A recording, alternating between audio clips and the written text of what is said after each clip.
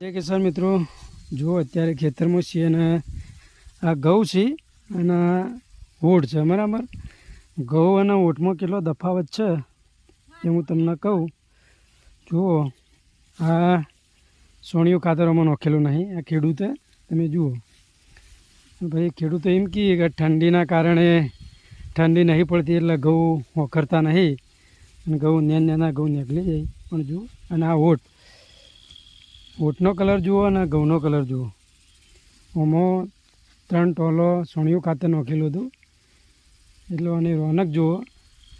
અને આ ખેડૂતે સોણિયું બતાવ્યું નહીં કે કોઈ વસ્તુ એરિયાએ બતાવ્યું નહીં અને પછી કે ઘઉં અમારે થતા નહીં.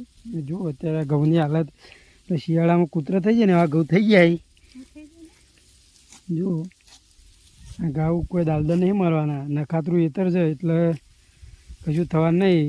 ખાલી જુઓ આપણા સોણિયું ખાતર નાખ્યું 3 ટોલવા લીલામાં, આ ઓટો આવ્યું હોય ખાલી ઓટ જો એનો કલર કાળો ભમ છે એટલે સોણિયાનો એટલો ફરક પડે.